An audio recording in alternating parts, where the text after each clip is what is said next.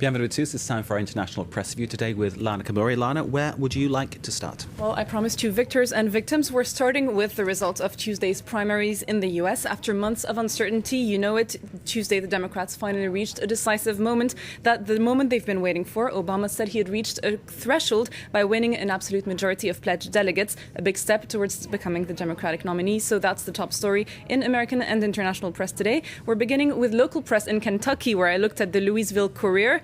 Clinton won the primary in Kentucky, and so this paper reports on her easy victory, her pledge to fight on. Regardless, this Kentucky paper is realistic. They say she won't be able to catch up with her rival Barack Obama. One consolation for Clinton, though, they write, she's led the strongest campaign of any woman in history.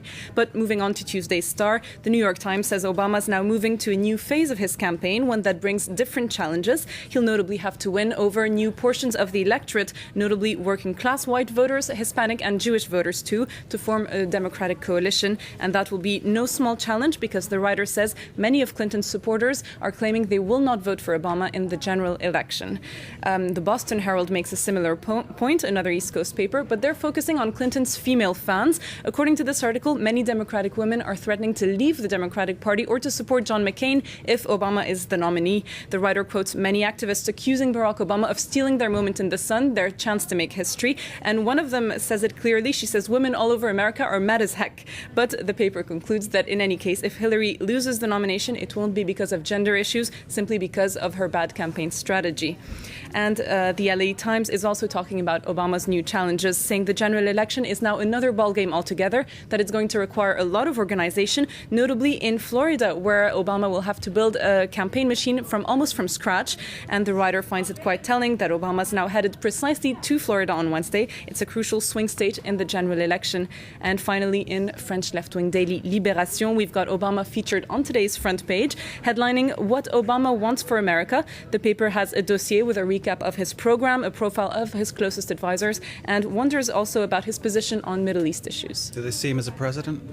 Sorry? Do they see him as a president? I think they do, clearly. If he's got the front page and they're wondering about his program, then I think it's becoming highly likely. Okay, the president in South Africa, Thabo Mbeki, has been very critical about he's called them shameful, the attacks on immigrants there. What are the press saying about it? Well, ironically, the press is criticizing Thabo Mbeki quite a lot in return. So we're moving on now to the victims.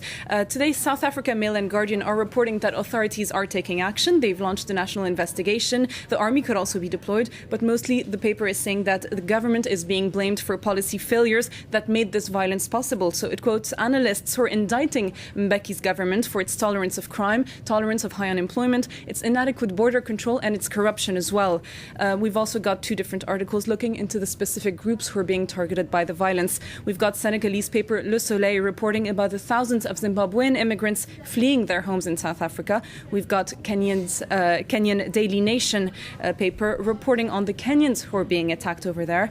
And finally, an interesting report in El País, a Spanish daily that spoke to some of the victims. It says some of them are terrified to leave the police stations where they've taken refuge. They notably speak to one witness. He's a 30-year-old man from Burundi, saying the violence and hate have been directed to all nationalities in a quite cruel sentence. He says he thinks dogs in South Africa have more rights than he does. That's quite a difficult topic there. We're going to have to leave it there, I'm afraid, Lana, but obviously a very serious story there still going on in South Africa. Thank you for the press review there. You're watching France 24. Stay with us.